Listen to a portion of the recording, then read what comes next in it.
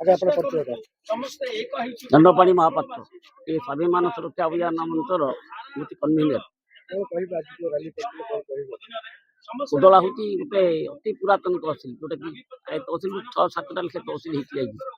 ତେଣୁ ଏ ଗୋଟେ ବିସ୍ତୃତ ଅଞ୍ଚଳ ଯୋଉଟାକି ଲୋକମାନେ ଦୀର୍ଘ ଦିନ ଧରି ପ୍ରଶାସନିକ ସୁବିଧା ପ୍ରଶାସନିକ ବ୍ୟବସ୍ଥାରେ ସହଯୋଗ ଚାହୁଁଛନ୍ତି। ତେଣୁ ସରକାର ଚାହୁଁଛନ୍ତି ଯେ ଜନସାଧାରଣଙ୍କ ତରଫରୁ ଏ କାର୍ଯ୍ୟକ୍ରମ ହଉ, ସେଥିପାଇଁ ଆମେ ଏଇଠି ଆସି ଜନସାଧାରଣଙ୍କ ତରଫରୁ ସେ ପ୍ରଶାସନଟା ଯଦି ଜନସାଧାରଣଙ୍କ ଦରକୁ ଯିବ, କୋଦଳା କାହିଁକି ରାଜସ୍ୱ ଉପଖଣ୍ଡ ହବନି ଏ ଆଧାରରେ।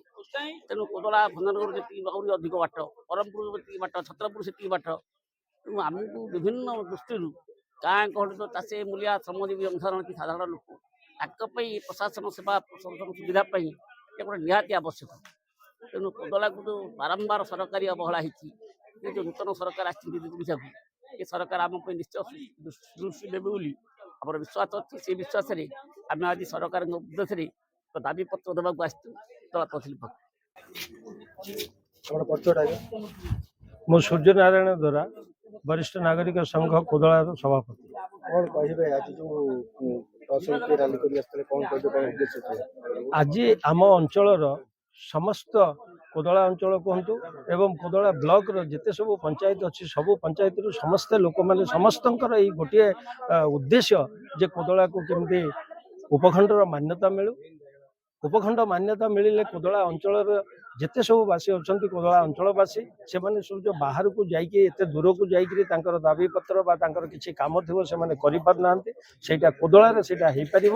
ତେଣୁକରି ଆମେ ଏଇଠି ଦାବି କରୁଛୁ ଯେ ଏଇଠି କୋଦଳାରେ ଉପଖଣ୍ଡ ହଉ, ରାଜସ୍ୱ ଉପଖଣ୍ଡ, ଯଦ୍ୱାରା କି ଏ କୋଦଳାରୁ ଯେଉଁ 5ଟା ତହସିଲ ମଧ୍ୟ ବିଭାଜନ ହେଇକି ଯାଇଛି, ସେ ଅଞ୍ଚଳର ଲୋକମାନେ ମଧ୍ୟ ଏଇଠି ଉପକୃତ ହେବେ। ଏଇଠିକି ଆସିବା ପାଇଁ ତାଙ୍କୁ ବହୁତ କମ୍ ସମୟ ଲାଗିବ, କମ୍ ଦୂରତା ହେବ। ତେଣୁ ସମସ୍ତେ ଉପକୃତ ହେବେ ବୋଲିକି ଆମେ ସମସ୍ତେ ଚେଷ୍ଟା କରୁଛୁ ଯେ ଏଇଠି କିନ୍ତୁ କୋଦଳାରେ ସବ୍ ଡିଭିଜନ ହଉ। ସେ ଉଦ୍ଦେଶ୍ୟରେ ଆମେ ଆଜି ତହସିଲଦାରଙ୍କୁ ଗୋଟେ ମାନପତ୍ର ପ୍ରଦାନ କଲୁ। ସରକାରଙ୍କର ଉଦ୍ଦେଶ୍ୟରେ ମୁଖ୍ୟମନ୍ତ୍ରୀଙ୍କୁ ଦିଆଯାଉ, ରାଜ୍ୟପାଳଙ୍କୁ ଦିଆଯାଉ ଏବଂ ଯାହା ଆମର ରାଜସ୍ୱ ଆର୍ଡିସି ଅଛନ୍ତି ବା କଲେକ୍ଟର ଅଛନ୍ତି ସମସ୍ତଙ୍କୁ ଦେଇକି ଆମେ କେମିତି ଏଇଟା ହେଇପାରିବ ସେଇଟା ହିଁ ଆମର ଚେଷ୍ଟା ଚାଲିଛି। ଆଉ ସମସ୍ତେ ଏକମତ ହେଇକି ଆଗକୁ ଯାଉଛୁ। ଆପଣ ପରିଚୟଟା? ଆଇନଜୀବୀ ମୀରାବାଇ ଦେବ। କଣ କହିବେ ଆଜି ଯୋଉ କୋଦଳା ତହସିଲ ରାଲି କରି ଆସିଥିଲେ କଣ ଉଦ୍ଦେଶ୍ୟ ଥିଲା, କଣ କହିବେ? ଦେଖନ୍ତୁ, କୋଦଳା ସ୍ୱାଭିମାନ ସୁରକ୍ଷା ଅଭିଯାନ ମଞ୍ଚ ତରଫରୁ ଏଇ ସ୍ମାରକପତ୍ର ଥିଲା, ଯାହାକି ମାନ୍ୟବର ମୁଖ୍ୟମନ୍ତ୍ରୀଙ୍କ ଉଦ୍ଦେଶ୍ୟରେ ଥିଲା। ଏଇଠି ସାମୂହିକ ସ୍ୱାର୍ଥ ପାଇଁ ଏ ଅଭିଯାନ ଆମର ପ୍ରୟାସ କରିଥିଲୁ ଯେ କେମିତି ଦାବିପତ୍ର ସରକାରଙ୍କ ପାଖରେ ପହଞ୍ଚୁ, ଯାହାକି ଆମର ପୂର୍ବତନ ତହସିଲ ସର୍ବପୁରାତନ ତହସିଲ, ଯାହାକି 1926 ମସିହାରେ ସ୍ଥାପିତ ହୋଇଥିଲା, ତାହାକୁ ଆଜି 100 ବର୍ଷ ପୂର୍ତ୍ତି 2026 ମସିହା ହୋଇଗଲା। ଆମର ସ୍ଥାନୀୟ ଲୋକ କିଛି ଉପକୃତ ହୋଇପାରିଲେନି। ସେମାନେ ଯାହାକି ତାଙ୍କର ଦାବି ନେଇକି ତହସିଲ ମାନେ ଆମର କଲେକ୍ଟର ଅଫିସକୁ ଦୌଡ଼ୁଥିଲେ। ତେଣୁ ଆମ ପାଖରେ ଗୋଟେ ରାଜସ୍ୱ ଉପଖଣ୍ଡ ବା ସବ୍ ଡିଭିଜନଟେ ହୋଇପାରିଲେ ସ୍ଥାନୀୟ ଲୋକ ତାର ଉପକୃତ ହୋଇପାରିବେ।